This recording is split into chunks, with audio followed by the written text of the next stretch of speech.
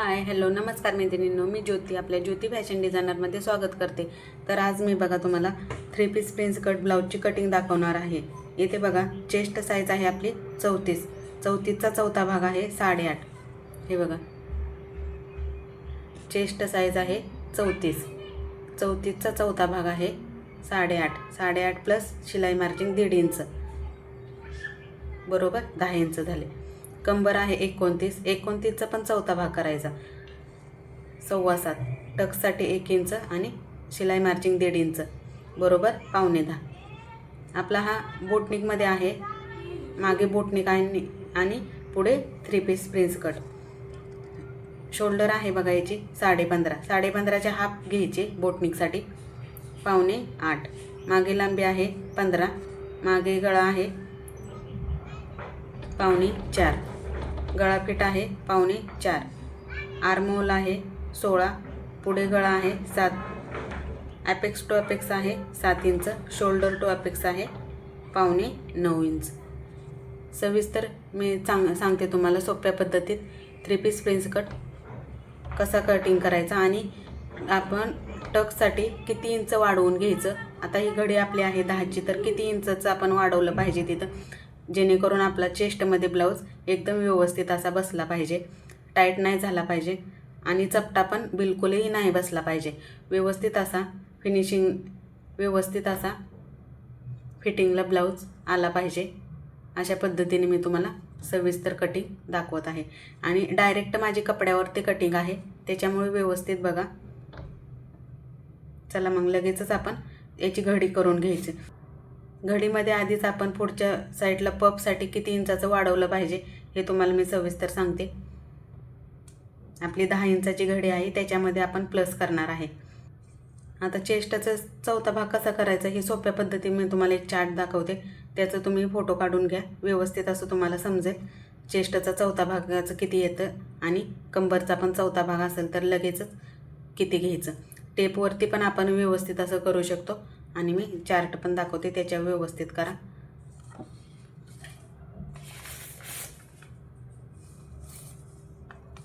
इथे बघा चार्ट आहे हा, याचा फोटो काढून घ्या। खूप छान असे माप दिलेले आहेत बघा ह्याच्यावरती, तुम्हाला पण ह्याचा उपयोग होईल। इथे बघा ब्लाऊज आणि पंजाबी ड्रेससाठी आपण याची मापांची आपल्याला गरज असतेच। आता इथं संख्या लिहिली आहे म्हणजे चेस्ट साईज दिली आहे आपली। आता इथं किती आहे 34 आहे, 34चा आपल्याला चौथा भाग पाहिजे बघा। इथं निम्म दिले, तिसरा भाग दिला आणि चौथा भाग दिला। आपल्याला चौथ्या भागाची गरज असते। तिसरा भाग आपण हा नऊवारी साडी घेत असतो, नऊवारी साडी आपल्याला शिवायची असतील तर त्याच्यामध्ये आपण घेतो। हे बघा आता संख्या इथं दिलेली आहे 34। आता आपली चेस्ट साईज आहे 34, 34चा चौथा भाग बघा इथं 8.5, 32चा चौथा भाग 8, 33चा चौथा भाग 8.25। आता कंबरचं पण दिलेलं आहे बघा इथं, आपली कंबर आहे 29, 29चा चौथा भाग बघायचा 7.25, प्लस 1 इंच टक्ससाठी करायचं आणि प्लस 1.5 इंच शिलाई मार्जिनसाठी करायचं। व्यवस्थित असा हा चार्ट तुम्हाला पण उपयोगी येईल बघा, नोट डाऊन करून ठेवा। चला लगेचच आपण कटिंग पाहूया।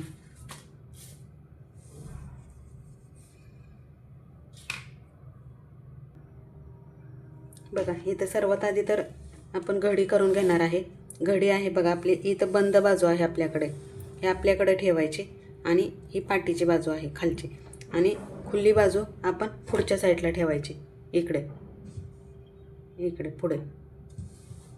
सर्वात आधी तर घडी व्यवस्थित अशी करून घ्यायची। डबल फोल्ड आहे हा कपडा, हा बघ बंद बाजू माझ्याकडे आहे आणि खुली बाजू पुढच्या साईडला आहे। आता आपण आपली 10ची घडी आहे 2.5 इंच वाढवून घेणार आहे याच्यामध्ये, असं 12.5 येणार, 2.5 इंच वाढवलं तर। व्यवस्थित असं घडी करून घ्यायची आपली। आता मागची लांबी बघा किती आहे, मागे लांबी आहे व्यवस्थित अशी कट टू कट, हे बघा इथून पकडायचा टेप व्यवस्थित असं बघा. इथं सर्वात आधी तर मी मागच्या लांबीचा पॉईंट घेतला. मागे लांबी आहे 15. शोल्डर आहे आपले 7.25 बरोबर. 7.25 घेतलं. लाईन मारून घ्यायची आणि आपले बगल आहे आपली, हे बघा बगल आहे आपली अर्धा इंच डाऊन केलं आणि इथून बगल घेतली 6 इंचाची. हे बघा इथून हे अर्धा इंच डाऊन करायचं, बरोबर अर्धा इंच आहे बघा. हे अर्धा इंच जर डाऊन करायचं आणि तिथून आपली बगल घ्यायची 6 इंचाची. हे बघा बरोबर 6 इंच घ्यायचं आणि 10चीच घडी आहे तर आपण इथून इथं 1.25 इंच घ्यायचं आणि तिथूनच आपण हे बघा इथून 1.5 इंचाचा सेप घ्यायचा, बरोबर इथं टेप ठेवायचा आणि 1.5 इंचाचा सेप पुढे घ्यायचा. हे बघा इथं बरोबर इथून नाही घ्यायचं, इथून नाही घ्यायचं कारण हा आपला बोटनिकचा आहे म्हणून आपण बगलच्या साईडला 1 इंच 1.25 इंच वाढवत असतो आणि तिथूनच आता ही 10ची घडी आहे म्हणून इथं 1.25 इंच वाढवले. ह्याच्यापेक्षा मोठी घडी असते 11ची 12ची तर आपण इथून इथे 1 इंचचं वाढवलं असतं. हे बघा इथून आपण 1.25 इंच 1 इंच घेऊ शकतो. आता छोटी घडी असते 9ची 9.5ची घडी असते तर आपण इथून 1.25 इंचच घेतलं असतं बगलचा सेप. हे आपली 10ची घडी आहे बोटनिकसाठी म्हणून आपण 1.5 इंचाचा इथं सेप घेतलेला आहे. आता बघा आपली चेस्ट 34 आहे. 34चा चौथा भाग 8.5. 8.5 प्लस शिलाई मार्जिन 1.5 इंच. इथे बघा कंबरचं पण तसंच केलं. 7.25 प्लस टक्ससाठी 1 इंच आणि शिलाई मार्जिन 1.5 इंच व्यवस्थित असं करून घेतलेलं आहे. इथे बघा आपला गळापेट किती आहे 4.25. हे बघा 4.25 आणि असा पण आपला खाली पण आपला 4.25 आणि इथून इथं 1.5 इंचाचा सेप घ्यायचा. हे सर्व घडींसाठी 1.5 इंचाचाच इथून गळ्याला सेप घ्यायचा बोटनिकसाठी.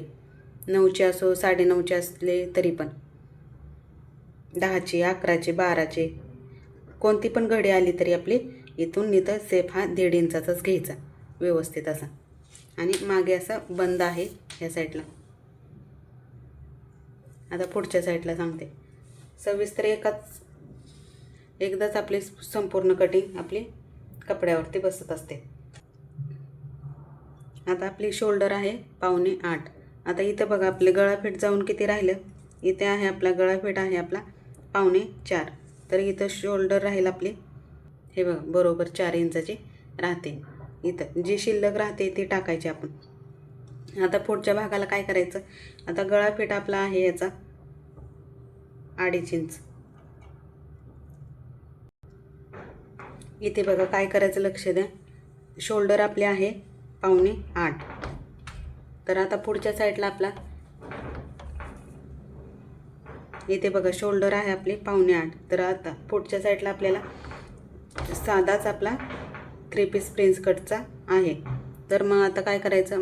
मागे बोटनिक आहे पुढे बोटनिक नाही आहे तर मग आता ह्याला आपला गळापेट पुढच्या साईडला किती येणार आहे 2.5 इंच येणार आहे. तर ते शोल्डर कधी कधी बघा इथं चुकलं तर आपलं शोल्डर आपले पुढच्या शोल्डरला पाठची शोल्डर मॅच होत नाही कारण की पाठची शोल्डर जास्त होते आणि पुढची शोल्डर कमी होते. तर ते व्यवस्थित येण्यासाठी काय करायचं. आता इथे बघा शोल्डर आपली आहे 7.25. 7.25च्या गळापेट गेला 4.25 आणि शोल्डर बाकी खाली किती राहिली 4 इंचाची.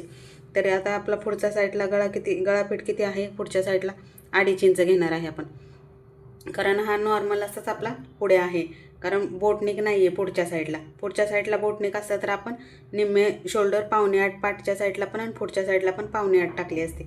पण आता तसं नाही आहे आपल्या पुढच्या साईडला नॉर्मल असा 3 पीस प्रिन्स कट आहे आणि प्रिन्स कट असला तरी पण तसंच करायचं. कटोरी ब्लाऊज असला तरी तसंच करायचं. पाठच्या साईडला बोटनिक घ्यायचं आणि पुढच्या साईडला आपला कटोरी असो प्रिन्स कट असो 4 टक्स असो तर अशाच पद्धतीने शोल्डरचं माप घ्यायचं व्यवस्थित असं. हे बघा आता मग इथं काय करायचं. आता गळापेट आपला 2.5 आहे आणि शोल्डर जी बाकी राहिलेली आहे 4 इंचाची ती व्यवस्थित अशी 4 इंचाची इथे पुढच्या साईडला घ्यायची. इथे बघा 4 इंचाची घेतलेली आहे मी. सेम तसाच पुढच्या साईडला पुढं थोडं पॉईंट घ्यायचा 4 इंच. तर हे सगळं मिळून किती झालं 6.5चा पॉईंट इथं घेतला मी आणि चेस्टचा चौथा भाग किती आला 8.5. 8.5 प्लस शिलाई मार्जिन 1.5 इंच. इथून इथं आपण कटोरी ब्लाऊजला असो कुठल्या पण ब्लाऊजला असो पाव इंचाचं वाढवत असतो. क्रॉस लाईन घ्यायची जेणेकरून पुढच्या बाहीच्या शेपला फुगा नाही येत. व्यवस्थित असा आपला ब्लाऊज फिटिंगला बसतो. आणि इथून आपण अर्धा इंचाचा शेप घेतो आणि इथून घेतला तर 1.25 इंचाचा शेप हा घेतलेला असतो. हे बघा इथून अर्धा इंच आतल्या शेपवरून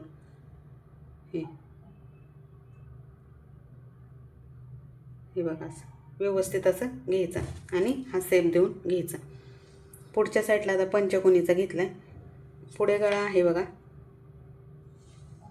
7 इंचाचा. हे बघा व्यवस्थित अशी शोल्डरला शोल्डर मॅच होते.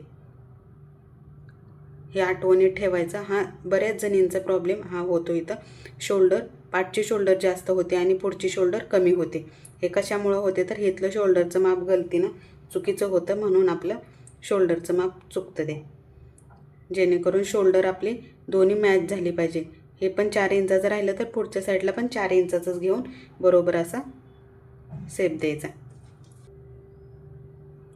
हे बघा इथं शोल्डर टू अपेक्स किती आहे 9.5. मागची लांबी किती आहे 15 प्लस 1 इंच आपण पुढच्या उंचीमध्ये वाढवत असतो. अपेक्स टू अपेक्स किती आहे 3.5. 7 इंच आहे. 7 इंचाचा अर्ध केलं 3.5. म्हणजे सरळ लाईन मारून घ्यायची 3.5. हे बघा आणि सरळ लाईन मारून घेतली. व्यवस्थित असं माप घ्यायचं. इथे बघा आता इथून इथं आपण योगपट्टीसाठी 3 इंच घेतलेला आहे. हे बघा योगपट्टीसाठी आपण खालून 3 इंच घ्यायचं. 15ची हाईट आहे म्हणून इथून इथं 3 इंच. इथून पण 3 इंच.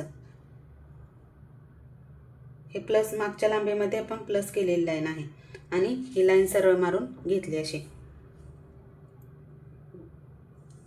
आता इथून बटनपट्टी ह्या साईडला आहे आपली. हे बघा बटनपट्टी. तिथून वरती ब्रेसर पट्टीसाठी आपण 1 इंच घेणार आहे आणि पॉईंट दिलेला आहे. आता अपेक्स टू अपेक्स आहे. इथं कमरेचा भाग आहे. इथून इथं अर्धा इंच आपण अलीकडे घेणार आहे. इथं बघा तर आता इथलं माप किती आलं 3 इंचाचं आलं. इथून इथं अर्धा इंच घ्यायचं व्यवस्थित असं.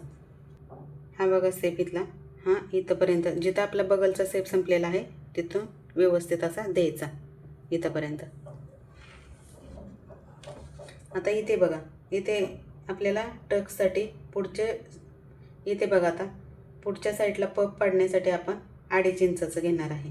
हे व्यवस्थित असं 2.5 इंच घ्यायचं इथं. इथे बघा 2.5 इंचाचा आपण एक्स्ट्रा घेतलेला आहे. इथे पपसाठी घेतलेला आहे. व्यवस्थित असा पॉईंट घ्यायचा आणि हा शेप ह्याला जोडून घ्यायचा. व्यवस्थित असा शेप गोल असा द्यायचा. आणि आता हेच 2.5 इंचाचं आपण पुढे वाढवणार आहे. आता ही शिलाई मार्जिंग आहे आपली. शिलाई मार्जिंगच्या पुढे वाढवणार आहे आणि इथले शिलाई मार्जिंगसाठी पण आपण अर्धा इंच इथं ॲड करणार आहे.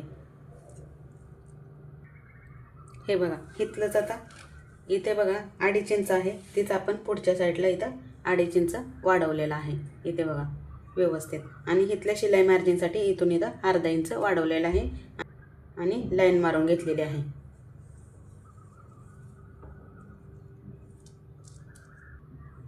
आता हे मोजून घ्यायचं बघा. इथे किती आहे आपलं इथे किती येते बघा 3.25. तर बरोबर ह्या लाईनला आपल्याला 3.25 कुठे येते बघा. इथून असं व्यवस्थित असं शेप द्यायचा 3.25 इथे येते बघा. इथून इथे पॉईंट घ्यायचा.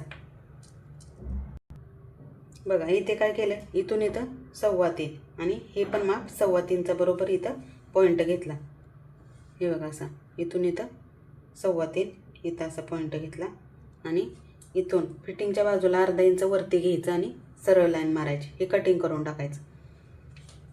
आता आपला हा ब्रेसर पट्टीचा शेप देऊन घ्यायचा इथंपर्यंत. हे बघा वरती आपण बटनपट्टी साईडला इथं बटनपट्टीच्या साईडला 1 इंच वरती वाढवलेलं असतं. 1 इंच वरती घ्यायचं आणि हा शेप देऊन घ्यायचा. हे बघा आता इथून इथं आपण ब्रेसर पट्टीचा शेप दिला व्यवस्थित असा. आणि आता घडी आपली कितीची आहे घडी आपली आहे 10ची. तर 10 इंचाचीच ब्रेसर पट्टी आपण लांबीला घेणार आहे. इथे बघा 10 इंचाची आणि खाली कंबरचा चौथा भाग 9.25 बरोबर असं. आणि आता ही ब्रेसर पट्टी झाली आपली. इथं आपले कपड्यामध्ये सगळं व्यवस्थित असं निघतं. ह्याच्यामध्येच एक्स्ट्रा आपलं कुठेच वाढवायची गरज नाही आहे.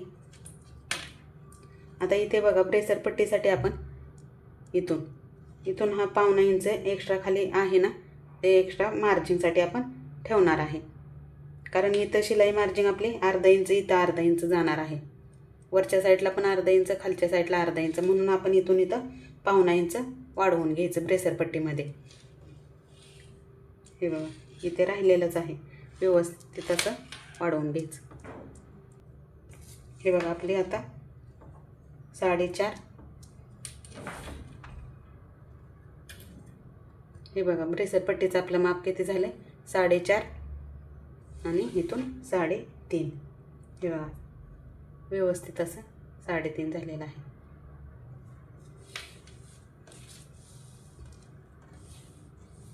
हे बघा पूर्ण असे आपले डायरेक्ट. आता आपलं जर घडी आपली 9ची असती तर इथून इथं आपण हे बघा किती घेतलेलं आहे आपण, 10च्या घडीला 2.5 इंच. जर आपली घडी 9ची असते, 9.5ची असते, तर आपण इथं 9च्या घडीला आपण 2 इंचाचंच इथे घ्यायचं. इथून इथं 2 इंचाचं घ्यायचं. 9.5च्या घडीला 2.25 घ्यायचं. जर 9.5ची घडी असते तर आपण इथून 2.25 इंचाचं घेतलं असतं. हा अर्धा इंच सगळ्यासाठी, अर्धा इंच इकडे घ्यायचं कंबरच्या साईडला, अलीकडे अर्धा इंच घ्यायचं बटन पट्टीच्या साईडला डाऊन करायचं आणि ते मार्जिनमध्ये पकडायचं. इथून बघा ह्या लाईनपासूनच मी 2.25 घेते. इथून घ्यायचं 2.25. 2.5 इंचाचं पण आता मी इथूनच घेतलेलं आहे बघा, इथून 2.5 इंच बरोबर. हे बघा आणि आपली घडी आता 10:30 11ची असते. 10:30च्या घडीला आपण 3 इंचाचं इथं घेतला असता सेप, पुढच्या साईडला पप पाडण्यासाठी 3 इंचाचं 10:30च्या घडीला. 11च्या घडीला 3.5 इंचाचं घ्यायचं. समजलं? 11च्या घडीला. 12च्या घडीला 13ची जी 12:30 13ची घडी असेल तरी पण आपण 3.5 इंच इथे आपण पपसाठी घेणार आहे, फक्त पपसाठी.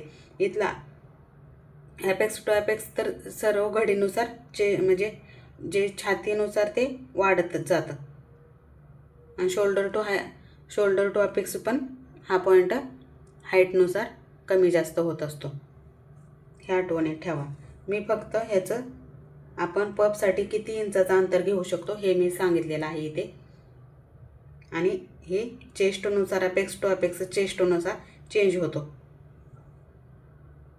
इथे बघा व्यवस्थित असं इथलं माप घेत जावं आणि तेच माप आपण घडीच्या पुढे इथं वाढवत असतो. इथे बघा जेवढं आपण इथं वाढवलेलं असतं तेच पुढे एक्स्ट्रा वाढवून घ्यायचं. शिलाई मार्जिन आपली जेवढी 1.5 इंचाची असते तेवढीच घ्यायची आणि पुढे आपण वाढवून घेतो. जेवढं आपण इथं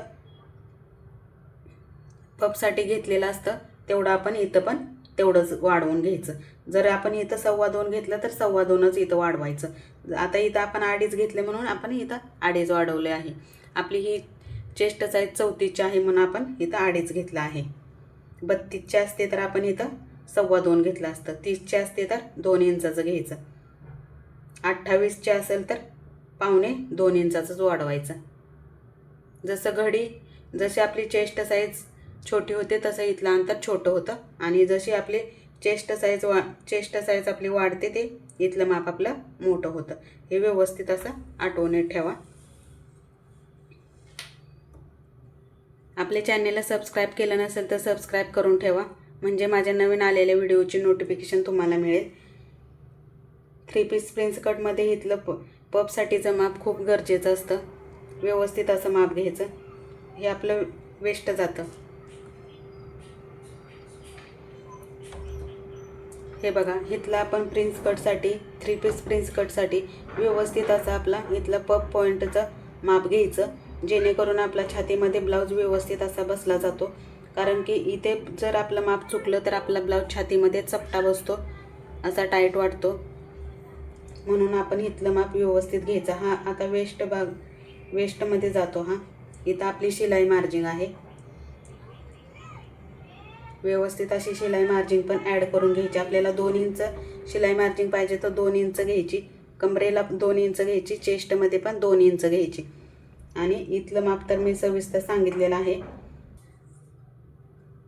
आपल्या चॅनलला सबस्क्राईब केलं नसेल तर सबस्क्राईब करून ठेवा, म्हणजे माझ्या नवीन आलेल्या व्हिडिओचे नोटिफिकेशन तुम्हाला मिळेल.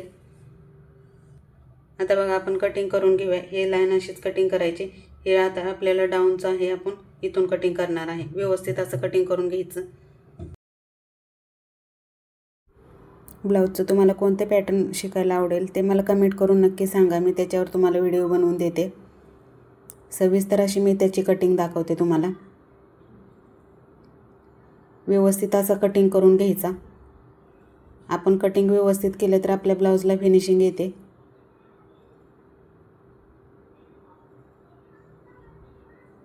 आपल्या ब्लाऊजची फिनिशिंग सर्व कटिंगवरच असते.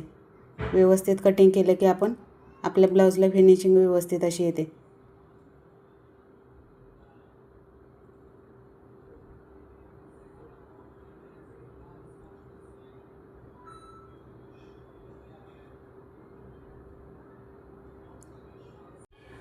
व्हिडिओ स्किप न करता पूर्ण बघा, म्हणजे त्याच्यामधले खूप सारे मी महत्त्वाच्या टिप्स सांगितले आहेत, महत्त्वाचे पॉईंट आहेत.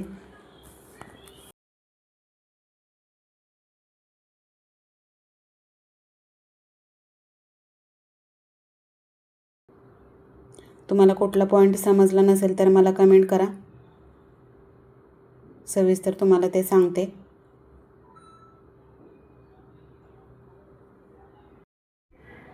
व्हिडिओमध्ये मी ज्या पद्धतीने कटिंग सांगितलेली आहे, पफसाठी किती घ्यायचं ते सविस्तर तुम्ही टाका.